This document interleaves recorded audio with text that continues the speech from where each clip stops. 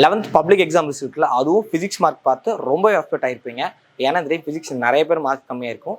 இப்போ 12th sir எனக்கு இதே மாதிரி மார்க்ஸ் வந்துடக்கூடாது, ஆனால் கண்டிப்பாக நிறைய மார்க்ஸ் எடுக்கணும், அப்போ நல்ல காலேஜ் போகணும் அப்படின்னு சொல்லி இந்த வீடியோ பார்க்க வந்திருக்கீங்க. அப்போ இந்த வீடியோ ஃபுல்லாக நீங்கள் பார்க்குறப்ப கண்டிப்பாக 12th ஃபிசிக்ஸ் பப்ளிக் எக்ஸாமில் அதிக மார்க்ஸ் எடுக்கிறதுக்கான எல்லா ஸ்டெப்ஸும் நம்ம இந்த வீடியோ சொல்லிடுவோம். இந்த வீடியோ நாங்கள் சொல்ல போகிற டிப்ஸை ஆல்ரெடி எங்கள் சாய்வர் அகாடமியில் படித்த ஸ்டூடெண்ட்ஸ் ஃபாலோ பண்ணி 50 மெம்பர்ஸில் 39 மெம்பர்ஸ் பார்த்தீங்கன்னா 8 எபோவ் வாங்கியிருக்காங்க. அண்ட் எங்களோட கைட் வாங்குற ஒவ்வொரு பர்சன்ஸுக்கும் நாங்கள் எவ்ரி வீக் டெஸ்ட் போர்ஷன் சொல்லி அதுக்கான கொஸ்டின் பேப்பர் ப்ரொவைட் பண்ணுவோம். அப்படி படித்த தாரணி அவங்க பார்த்தீங்கன்னா ஃபிசிக்ஸ், கெமிஸ்ட்ரி, மேக்ஸை சென்டம் எடுத்திருக்காங்க. அண்ட் மிச்சம் இருக்க ஸ்டூடெண்ட்ஸ் எல்லாருமே 90+ வாங்கியிருக்காங்க. இந்த வீடியோவில் சொல்ல போகிற டிப்ஸை நீங்களும் ப்ராப்பராக ஃபாலோ பண்ணுற மூலமாக இவங்கள மாதிரி நீங்களும் நிறைய மார்க்ஸ் வாங்கலாம். ஓகே, இப்போ ஒரு விஷயம் நம்ம 12th நல்லா படிக்கிறதுக்கு முன்னாடி நம்ம என்ன பண்ணுறோம் அப்படின்னா 11th நம்ம என்னெல்லாம் மிஸ்டேக்ஸ் பண்ணியிருக்கோம், எதனால் மார்க் குறைஞ்சிச்சுன்னு கண்டிப்பாக அதை நம்ம பார்த்துடணும். ஓகே, ஃபஸ்ட்டு பார்த்தீங்கன்னா மேஜர் மிஸ்டேக்ஸ் நீங்கள் என்ன பண்ணுறீங்க அப்படின்னா மக்கப் பண்ணுறீங்க. ஸோ இப்போ இதில் என்ன பிரச்சனை அப்படின்னா மக்கப் பண்ணுறதுனால என்ன பிரச்சனைனா, உங்களுக்கு ஒரு டெரிவேஷன் ஒரு கொஸ்டின் கேட்குறாங்க அப்படின்னா அந்த கொஸ்டினுக்கு நம்ம ஃபஸ்ட்டு கொஸ்டின் படித்த ஆன்சர் எழுதா இல்லை தேர்ட் கொஸ்டினோட ஆன்சர் எழுதான் தெரியாமல் கன்ஃபியூஸ் ஆகிருப்பீங்க. அதெல்லாம் அதை அட்டன் பண்ணாமல் போயிருப்பீங்க. சில பேர் படிச்சிருப்பீங்க, படிக்கிறப்ப என்ன பண்ணால் எழுதி பார்க்காம படிச்சிடுறீங்க. அப்போ என்ன ஆகும் அப்படின்னா அந்த டெரிவேஷன் உங்களுக்கு இதுக்கடுத்து இந்த ஸ்டெப் என்ன வரலன்னு மறந்துடும். அப்போ என்ன பண்ணுவீங்கன்னா first step, second step, data last step எழுதி வைப்பீங்க. அப்போ அதுக்கான மார்க்ஸ் தானே உங்களுக்கு வந்திருக்கும். ஸோ அது செகண்ட் நீங்கள் பண்ணக்கூடிய மேஜர் மிஸ்டேக்.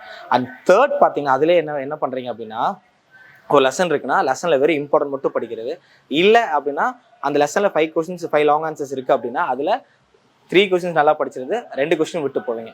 ஆனால் ஜென்ரலாகவே என்ன ஆகுனா பப்ளிக் எக்ஸாம் பொறுத்த வரைக்கும் நம்ம எதெல்லாம் விடுறோமோ அதை அங்கே கேட்க போகிறாங்க. ஸோ ஏன்னா அவங்களுக்கு தெரிஞ்சிருக்கும் இதெல்லாம் குழந்தைங்க படிச்சிருக்க மாட்டாங்க அப்படின்னு. ஸோ அப்போ அது கேட்குறாங்களா, அப்போ உங்களுக்கு ஒன்று தோணும், பெரிய ரெகட் ஆயிருக்கும். என்ன இருக்கும் அப்படின்னா, நம்ம அந்த கொஸ்டின் படிச்சிருக்கலாமே அப்படின்னு சொல்லிட்டு. ஸோ அப்போ என்ன பண்ணுறீங்க அப்படின்னா ஒரு லெசன் படிக்கிறீங்கன்னா ஃபுல்லாக படிச்சிருக்கணும். ஓகே, ஸோ இது நீங்கள் பண்ணக்கூடிய விஷயம். தென் செகண்ட் விஷயம் பார்த்தீங்கன்னா 1 மார்க்ஸ் அண்ட் ப்ராப்ளம். ஓகே, இதுக்கு போகிறதுக்கு முன்னாடி நம்ம என்ன பண்ணலாம் அப்படின்னா, நீங்கள் ஃபஸ்ட் இந்த வீடியோ பார்த்து முடிச்சதுக்கப்புறம் நீங்கள் என்ன பண்ணுறீங்க அப்படின்னா 11th physics public exam answer கீன்னு இது பண்ணுங்கள். அதில் நீங்கள் போய் ஆன்சர் கீ எல்லாம் பாருங்கள். பார்க்குறப்ப உங்களுக்கு 1 மார்க்ஸில் பாருங்கள் நீங்கள் எவ்வளோ தப்பாக இருப்பீங்க. ஏன்னா ஃபிசிக்ஸ் பொறுத்த வரைக்கும் 1 மார்க்ஸை நீங்கள் புரிஞ்சு தான் அட்டன் பண்ணணும். ஸோ புரிஞ்சாத ஆன்சர் எழுத ட்ரை பண்ணியிருக்கணும். பட் நீங்கள் என்ன பண்ணீங்கன்னா 1 மார்க்ஸை மக்கப் பண்ண ஆரம்பிச்சிடுறீங்க. 1 மார்க்ஸுமே மக்கப் பண்ணுறதுனால அதை அட்டன் பண்ணுறப்ப தப்பாயிருது உங்களுக்கு. அதே மாதிரி கிரியேட்டிவ் 1 மார்க்ஸ் உங்களுக்கு அட்டன் பண்ண தெரியல. அண்ட் நீங்கள் யாருமே 11th ப்ராப்ளம்ஸ் எதுவுமே டச் கூட நீங்கள் என்ன பண்ணல அதை அப்படியே ஃப்ரீயாக விட்டீங்க. ஓகேங்களா? ஸோ அது நீங்கள் பண்ண பெரிய மிஸ்டேக்ஸ். ஓகே, தென் அப்படிங்க வருவோமா, என்ன ஆச்சுன்னா proper answers. So okay sir, actually இது ப்ராப்பர் ஆன்சர்ஸ் எதோ போடுறீங்க, உங்களுக்கு இது புரியல அப்படின்னா என்ன அப்படின்னா, நீங்கள் ஒரு கொஸ்டின் ஆன்சர்ஸ் படிச்சிருப்பீங்க, ஆனால் அந்த கொஸ்டினுக்கு படித்த ஆன்சர்ஸ் பார்த்தீங்கன்னா எய்தர் ரொம்ப கம்மியாக இருக்கலாம், எய்தர் ரொம்ப ஜாஸ்தியாக இருக்கலாம். இப்போ ப்ராப்பர் அதுக்கான ஆன்சர்ஸ் நீங்கள் படிக்கிறதுனால உங்களுக்கு என்ன பிரச்சனை அப்படின்னா, இப்போ பப்ளிக்கில் ஆன்சருக்கு உங்களை எதுக்கு நான் பார்க்க சொன்னால் உங்களுக்கு அதிலே தெரிஞ்சிடும். ஸோ இந்த கொஸ்டினுக்கு இவ்வளோ எழுதியிருந்தால் நமக்கு மார்க் கிடைச்சிருக்கும். பட் நீங்கள் என்ன பண்ணியிருப்பீங்க, ஒன்று கட் ஷார்ட் பண்ணியிருப்பீங்க, இல்லை அந்த கொஸ்டினுக்கு தேவையில்லாதெல்லாம் எழுதி கூட டைம் நிறைய வேஸ்ட் பண்ணியிருப்பீங்க. அப்போ எக்ஸ்ட்ரா தெரிஞ்ச ஒரு 5 மார்க் கூட அட்டன் பண்ண முடியாமல் போயிருக்கும். ஸோ அப்போ ஒரு ஃபுல் ஆன்சருக்கு பார்க்குறப்ப தான் உங்களுக்கே ஒரு ஐடியா கிடச்சிருக்கும். அப்போ நீங்கள் பார்க்குறப்ப உங்களுக்கு இது தெரிஞ்சிருக்கும். ஓகே, ஸோ அப்போ நம்ம எழுதின பாதி ஆன்சர்ஸ் பார்த்தீங்கன்னா அந்த கொஸ்டினுக்கான ஆன்சர் ஃபுல்லாக கூட எழுதலை, அப்போ நமக்கு மார்க் கம்மியாக இருக்குன்னு உங்களுக்கு கண்டிப்பாக தெரிஞ்சிடும். ஸோ அதுக்காக தான் எங்களோட சாய்வர் அகாடமி என்ன பண்ணுறோம் அப்படின்னா, உங்களுக்கு physics and chemistry guide provide பண்ணுறோம்.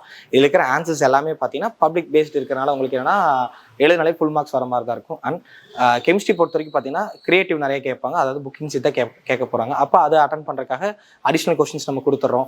தென் ஃபிசிக்ஸில் கிரியேட்டிவ் 1 மார்க்ஸ் நம்ம சொல்லியிருந்தோமா, அதை நீங்கள் அட்டன் பண்ணுறதுக்காக ஃபஸ்ட் பேஜில் எல்லா இம்பார்ட்டன்ட் நோட்ஸ் எல்லாமே, ஃபார்முலாஸ், யூனிட்ஸ், அது எல்லாமே ஃபஸ்ட் பேஜில் கொடுக்குறதுனால அதை பேஸ் பண்ணி உங்களுக்கு 1 மார்க்ஸ் எல்லாம் நீங்கள் அட்டன் பண்ணிக்கலாம். தென் ஃபிசிக்ஸோட லாங் ஆன்சர்ஸ், ஷார்ட் ஆன்சர்ஸ் எல்லாமே உங்களுக்கு ஷார்ட் அண்ட் கிறிஸ்பாக அந்த கொஸ்டினுக்கு என்ன நீட் இருக்கோ அது மட்டும் இருக்கும். அதே மாதிரி டயக்ராம் எல்லாமே உங்களுக்கு பக்காவாக நீட்டாக இருக்கும். இது கூடவே என்ன சப்போர்ட் பண்ணுறோம் அப்படின்னா, ஃபிசிக்ஸ் கெமிஸ்ட்ரிக்காக எவ்ரி வீக்கும் டெஸ்ட் போர்ஷன்ஸ் கொடுத்து நாங்கள் உங்களை டெஸ்ட் எழுத வச்சுருவோம். ஏன்னா இதே மாதிரி தான் லாஸ்ட் இயர் நாங்கள் ஒரு ஸ்டூடெண்ட்டை நாங்கள் படிக்க வச்சோம். ஸோ படிக்க வைக்கிறப்ப அவங்க சென்டம் எடுத்தாங்க, ஃபிசிக்ஸ் அண்ட் கெமிஸ்ட்ரியில் சென்டம் எடுத்தாங்க இந்த ஸ்டெப் ஃபாலோ பண்ணி. அதே மாதிரி எவ்ரி வீக் டெஸ்ட் போர்ஷன்ஸ் தரனால அந்த டெஸ்ட் கொஸ்டின் பேப்பரும் ப்ரொவைட் பண்ணிடுவோம். அதுக்கு கீயும் கொடுத்தறனால நீங்கள் அதை கரெக்ட் பண்ணி டில் பப்ளிக் வரைக்கும் இந்த மாதிரி நடக்கிறனால நீங்கள் என்னெல்லாம் மிஸ்டேக்ஸ் பண்ணுறீங்க, எங்கெல்லாம் லேக் ஆகிறீங்க உங்களுக்கு தெரிஞ்சிடும். அண்ட் இங்கேயே ஒரு டெஸ்ட், ஸ்கூல்லேயே ஒரு டெஸ்ட் பண்ணுறப்ப உங்களுக்கு சூப்பராகவே ஃபிசிக்ஸ், கெமிஸ்ட்ரி அண்ட் மார்க்ஸ் வந்துடும். அண்ட் இந்த கைடு நீங்கள் ஆர்டர் பண்ணுற saivera.in அங்கே போய் ஆர்டர் பண்ணிக்கலாம். இல்லை கீழே டிஸ்கிரிப்ஷனில் நம்ம லிங்க் கொடுத்துருக்கோம், நீங்கள் அங்கேயும் போய் ஆர்டர் பண்ணலாம். இல்லை 8098580809 இந்த நம்பருக்கு நீங்கள் வாட்ஸ்அப்பில் மெசேஜ் பண்ணுங்கள்.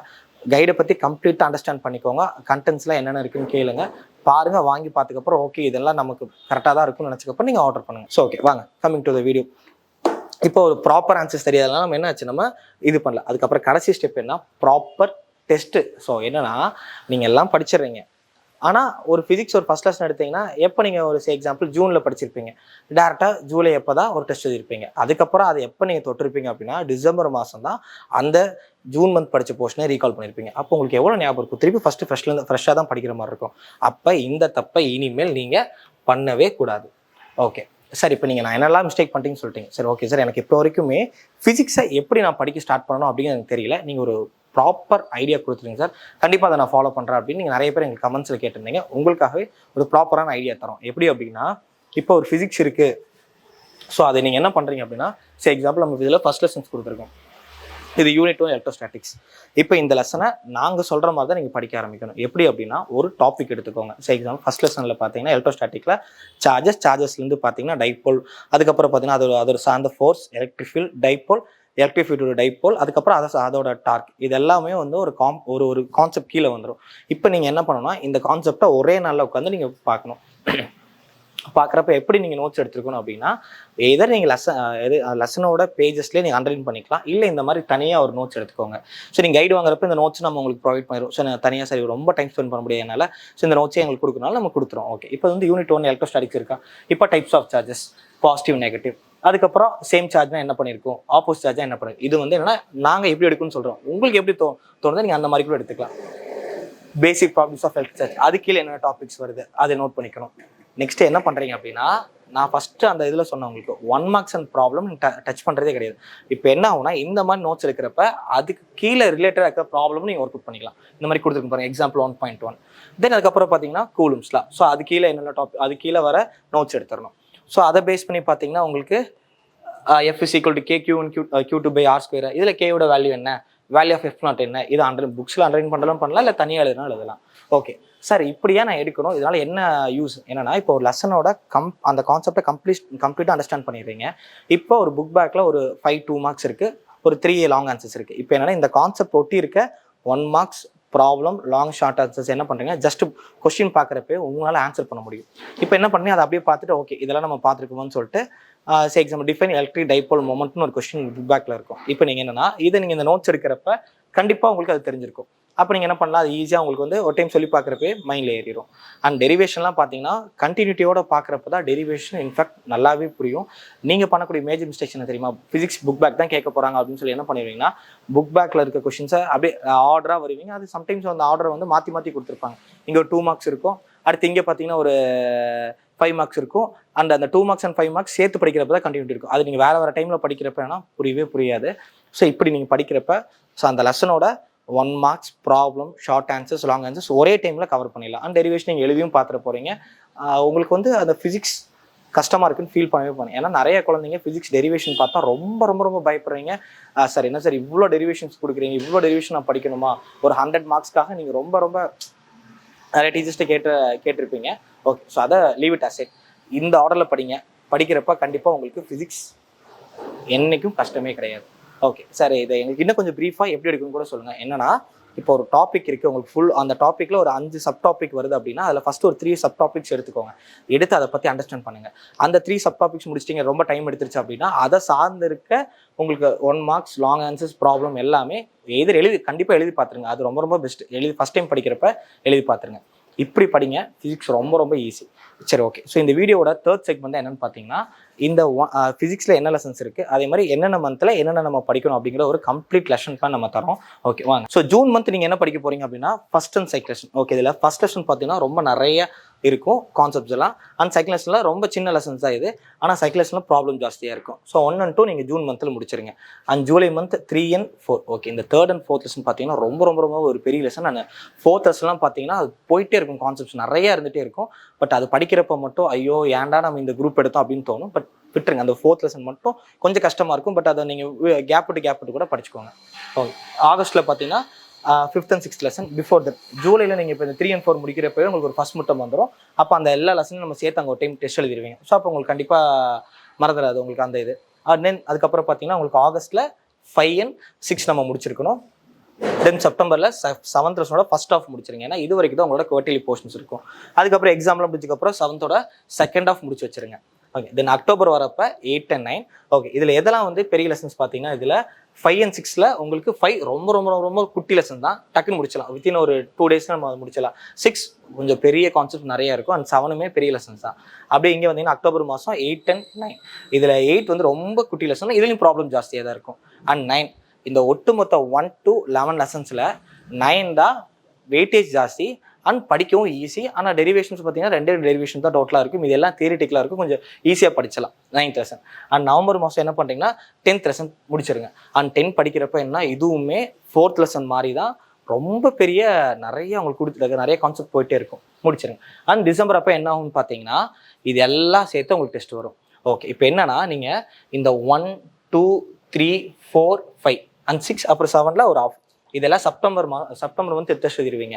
அதுக்கப்புறம் இந்த எல்லா லெசனும் எப்போ நீங்கள் திருப்பி ரீகால் பண்ணுவீங்கன்னா டிசம்பர் அப்போ தான். ஸோ இங்கே தான் நீங்கள் லாக் ஆவீங்க.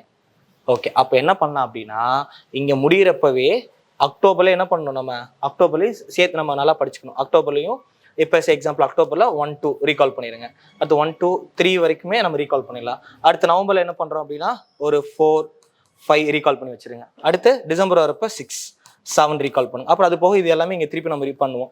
ஸோ பண்ணுறப்ப என்ன ஆகும் அப்படின்னா இந்த ஃபிசிக்ஸ் ஏன் அப்படி பண்ண சொல்கிறோம் அப்படின்னா, ஃபிசிக்ஸ் பொறுத்த வரைக்கும் ஃபஸ்ட்டு நீங்கள் செப்டம்பர் மந்த்து தான் படிச்சிருப்பீங்க, அதை திருப்பி எகைன் எப்போ டிசம்பர் பார்க்குறப்ப அக்டோபர், நவம்பர், டிசம்பர் தான் வரப்போகிறோம். கிட்டத்தட்ட ஒரு 2 months தான் நமக்கு என்ன ஆயிரும், அந்த லெசன் டச்லேயே இருக்க மாட்டோம். ஸோ மறந்துருக்கும். இதை நீங்கள் ப்ராப்பராக பண்ணாலே கண்டிப்பாக நீங்கள் பப்ளிக் எக்ஸாமில் நிறைய மார்க்ஸ் வாங்க முடியும். சார் ஆக்சுவலி நீங்கள் வந்து இப்போ வரைக்கும் ஒரு லேட் பூமர்ஸாக, அதாவது எங்களுக்கு படிக்கவே கஷ்டமாக இருக்கிறவங்களுக்கு நீங்கள் ஒரு ஐடியாவே சொல்ல மாட்டீங்களே அப்படின்னு கேட்குது. ஸோ இப்போ நீங்கள் என்ன பண்ணலாம் அப்படின்னா 1, 2, 3, 5 தென் பார்த்தீங்கன்னா 8 and 9. ஓகே. இந்த லெசன்ஸ் எல்லாம் உங்களுக்கு கொஞ்சம் ஈஸியாக இருக்கும், படித்து முடிச்சிருங்க. ஸோ ஃபஸ்ட் வால்யூமில் 4 lessons, செகண்ட் வால்யூமில் செகண்ட் லெசன். திருப்பி சொல்கிறேன், செகண்ட் வால்யூமில் 8 and 9, ஃபஸ்ட் வால்யூமில் எக்ஸப்ட் 4th லெசன் முடிச்சிருங்க. ஸோ முடிச்சுட்டு மீதி இருக்க எல்லா லெசனுக்கும் இம்பார்ட்டன்ட் மட்டும் படிங்க. ஏன் அப்படின்னா ஃபிசிக்ஸ் பொறுத்த வரைக்கும் 5 marks எல்லாமே ஃபஸ்ட் வால்யூம்லேருந்து 5 marks, ஒரு 5 marks கேட்பாங்க. செகண்ட் வால்யூம்லேருந்து 5 marks ஒரு 5 கேட்பாங்க. 2 எய்தர் சாய்ஸில் இருக்கும். ஸோ அப்போ இதில் நீங்கள் ஒரு 4 லெசன் படிக்கிறப்ப ஒரு அட்டன் பண்ணிக்கலாம். அண்ட் இம்பார்ட்டன்ட்டும் படிக்கிறீங்க. ஸோ இப்படி நீங்கள் படிக்கிறப்ப ஒரு லேட் பூமர்ஸ், ஒரு படிக்கவே கொஞ்சம் கஷ்டப்படுறவங்க ஃபிசிக்ஸில் ஒரு 80+ங்கிறதுனாலே வாங்க முடியும். ஸோ இந்த ஸ்டெப்ஸ் எல்லாம் ஃபாலோ பண்ணுங்கள். இது எங்கே உங்களுக்கு ஏதாச்சும் ஒரு மிஸ்டேக்ஸ் ஆகுது அண்ட் இது எப்படி பண்ணுறதுன்னு தெரியல அப்படின்னா கண்டிப்பாக கீழே கமெண்ட்ஸில் போடுங்க. கண்டிப்பாக எங்கள் டீம் உங்களுக்கு ரிப்ளை பண்ணியிருப்பாங்க. அண்ட் இதை இப்போ இருந்தே ஸ்டார்ட் பண்ண ஆரம்பிங்க. ஃபிசிக்ஸ் நெக்ஸ்ட் இயர் வரப்போ 11th மார்க்ஸ் காட்டிலும் 12th நீங்கள் நிறைய மார்க்ஸ் எடுப்பீங்க. அண்ட் அது கண்டிப்பாக நடக்கும். All the best.